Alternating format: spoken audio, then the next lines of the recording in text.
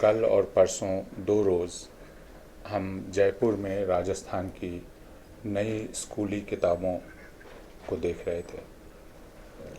ये नई स्कूली किताबें इस साल 21 जून से वहाँ के छात्रों को पढ़नी हैं, पहली कक्षा से लेकर 12वीं कक्षा तक।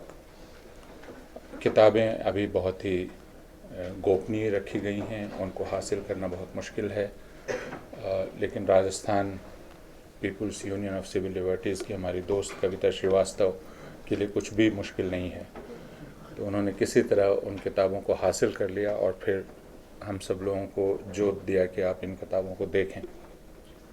राजस्थान में 2006 में किताबें लिखी गई थी, तब वसुंधरा राजे की सरकार थी।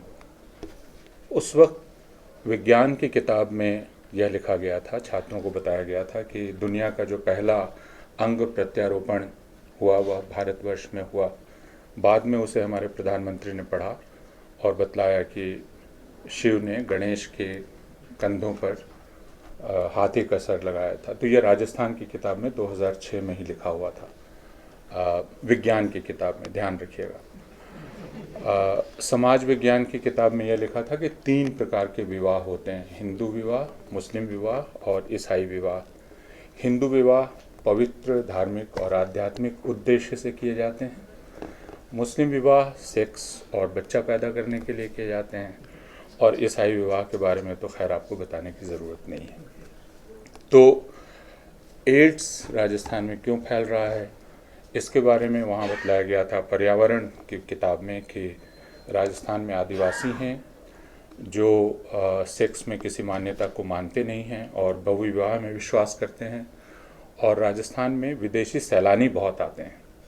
इस वजह से राजस्थान में एड्स बढ़ रहा है। तो ये बहुत मोटे मोटे उदाहरण मैंने दिए। इन किताबों को बदलने में जो 2006 में लगी थी, हमें 3 साल लग गए। 3 साल का कड़ा संघर्ष जिसमें कांग्रेस की सरकार शामिल थी, और कांग्रेस की सरकार को ये समझ में नहीं आ रहा था कि गलत क्या है इसमें। जब हमने उनसे कहा कि इन किताबों को हटाइए, तो उन्होंने हमसे कहा हमने तो इन्हें लैमिनेट करके छपवा दिया है।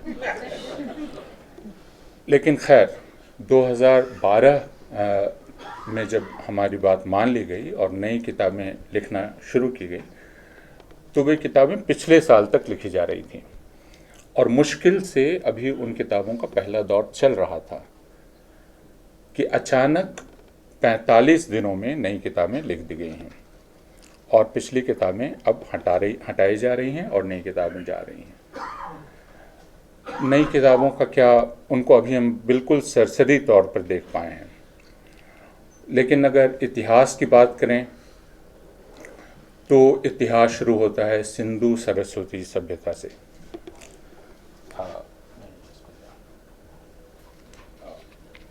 उसमें बतलाया जा रहा है कि सिंधु सरस्वती सभ्यता बहुत पुरानी थी, सबसे पुरानी थी, और सरस्वती नदी के बारे में उपग्रहों ने बतलाया है कि वह थी, उसका बहाव क्षेत्र हमें पता है। और ऐसा नहीं है कि वो कभी थी, बल्कि अंतः सलिला के रूप में वह अभी भी प्रवाहित है। तो हमें पता है कि अंतः सलिला के रूप में तो कुछ भी प्रवाहित हो सकता है, तो अगर सरस्वती हो तो कोई आश्चर्य की बात नहीं है। लेकिन यह सिंधु सरस्वती सभ्यता ही बाद में वैदिक सभ्यता में बदल गई, और दोनों में कोई अंतर नहीं है। यह भी वहाँ बतलाया जा रहा है। सरस्वती नदी थी, इसके बारे में छात्रों को यह बतलाया जा रहा है कि महाभारत को पढ़ते समय हमें मालूम पड़ता है कि कृष्ण के भाई बलराम ने जितने तीर्थ किए थे, वो तीर्थ स्थल सरस्वती के किनारे किनारे बसे हुए हैं। तो मैं सिर्फ एक उदाहरण दे रहा हूँ, और ऐसे उदाहरण भरे हुए हैं।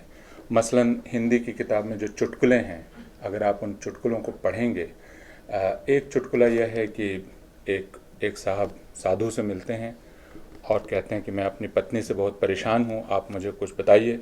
तो साधु कहते हैं कि यार मैं बताता ही तो मैं साधु क्यों हो गया होता। ये हिंदी की किताब में चुटकुला है।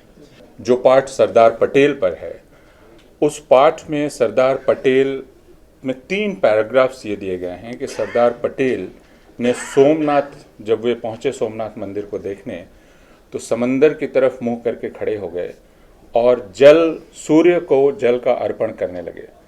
और सूर्य को जल का अर्पण करते हुए उनका ध्यान सोमनाथ के भग्नावशेष पर, जो भग्न सोमनाथ था, उसके प्रतिबिंब पर पड़ा जो समंदर में दिखलाई पड़ रहा था। और सरदार पटेल के मुंह से निकला कि मैं पुनरुद्धार करके रहूँगा। और उसके बाद उन्होंने कसम खाई और उन्होंने सोमनाथ का पुनरुद्धार किया। और उसके बाद ये लिखा हुआ है कि इसके लिए उन्होंने सरकारी कोष का इस्तेमाल किया। और फिर आगे लिखा हुआ है कि जिस तरह सरदार पटेल ने सोमनाथ मंदिर का पुनरुद्धार किया और उसके लिए दृढ़ संकल्प दिखाया, उसी तरह दृढ़ संकल्प दिखाकर हमें आगे काम करना चाहिए, जिसका इशारा बहुत साफ है। सरदार पटेल पर एक पाठ हो और 4 पैराग्राफ्स हों और उनमें 3 पैराग्राफ सोमनाथ मंदिर पर हो। अगर इसको खुद सरदार पटेल पढ़ते तो क्या सोचते, यह अलग मसला है। लेकिन इस तरह से ये किताबें लिख दी गई हैं, छाप दी गई हैं और अब पढ़ाई जाएंगी 60 लाख राजस्थान के स्कूली छात्रों और छात्राओं को। तो यह एक उदाहरण है, लेकिन यह एक उदाहरण उस प्रवृत्ति का सूचक है जो प्रवृत्ति अब धीरे धीरे फैल रही है चारों तरफ।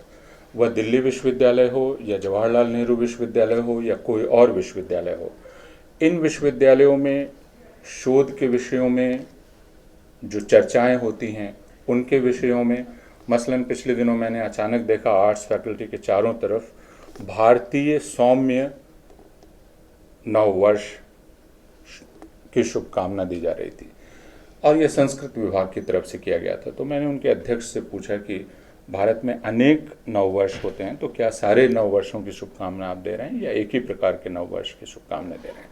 उन्होंने बहुत स्पष्ट कहा कि जो शक संवत को जवाहरलाल नेहरू ने स्वीकृत करवा दिया था, ये उसके खिलाफ है, विक्रम संवत की स्थापना करने के लिए है।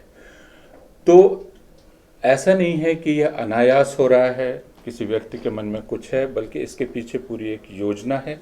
और उस योजना से जो दिखलाई पड़ रहा है वह यह कि सांस्कृतिक वातावरण पूरी तरह से बदल दिया जाए। तो अगर आप राजस्थान की 1ली से 12वीं तक की किताब पढ़ेंगे तो आपको यह पता नहीं चलेगा कि राजस्थान में मुसलमान रहते भी हैं। एक आध जगह सलमा जैसा नाम आ जाता है, लेकिन उन किताबों को पढ़ के ये नहीं मालूम पड़ता कि वहाँ आदिवासी रहते हैं, वहाँ मुसलमान रहते हैं। अगर जेंडर संवेदनशीलता की सांकेतिक रूप से बात की जाए तो लड़का लड़की हाथ जोड़ के खड़े रहते हैं, इस प्रकार जेंडर संवेदनशीलता पूरी कर दी जाती है।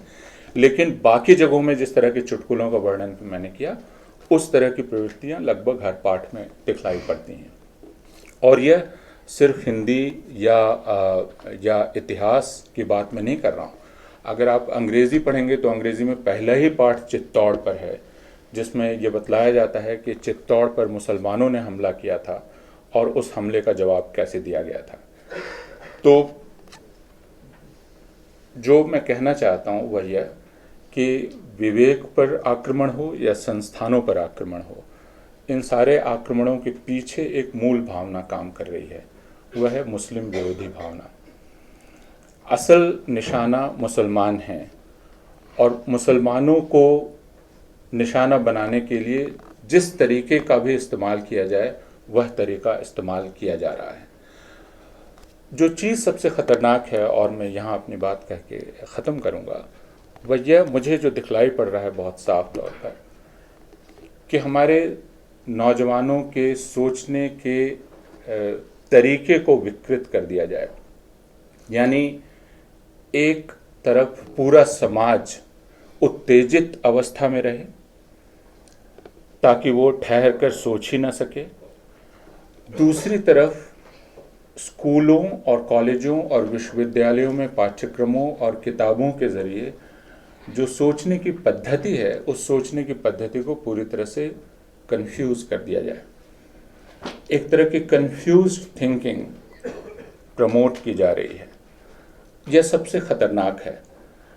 अगर इसकी आदत पड़ गई तो उसके बाद हम सोच ही नहीं पाएंगे सही क्या है, गलत क्या है। मैं ये नहीं कह रहा हूँ कि यह काम हमारा है कि हम बतलाएं कि सही क्या है, गलत क्या है, हम लोग यह कहते रहे हैं कि स्कूली पाठ्य पुस्तकों का यह काम नहीं है कि वे सही सूचना देकर और छात्रों को विवश करें कि वे उसको मान लें, बल्कि उनका काम यह है कि वे उन्हें अलग अलग प्रकार की सूचनाओं से परिचित कराएं और स्वयं सोचने और फैसला करने की ताकत उनको दें। लेकिन अभी जो किया जा रहा है वह इस सोचने की ताकत को ही कुंद करने की चौतरफा कोशिश है, और इसमें संस्थानों का इस्तेमाल किया जा रहा है। मैंने आपको सिर्फ एक उदाहरण दिया है। जहाँ तक ए के रामानुजन के लेख का सवाल है, वह लेख भारतीय जनता पार्टी के शासनकाल में नहीं हटाया गया था, वह कांग्रेस के शासनकाल में हटाया गया था। और यह मैं सिर्फ इसलिए कह रहा हूँ कि इससे इस बात का अंदाज मिलता है कि भारतीय जनता पार्टी के आने की तैयारी आप उसके पिछले 5 सालों में देख सकते थे। खासकर हम लोग जो दिल्ली विश्वविद्यालय में थे, हमें नरेंद्र मोदी के आने पर कतई हैरानी नहीं हुई, क्योंकि हम दिनेश सिंह को देख चुके थे और हम दिनेश सिंह का गुणगान मीडिया में देख चुके थे। तो हमें बिल्कुल हैरानी नहीं हुई कि नरेंद्र मोदी जैसा एक व्यक्ति इस देश में आ जाएगा और उसका गुणगान होगा। बहुत बहुत शुक्रिया।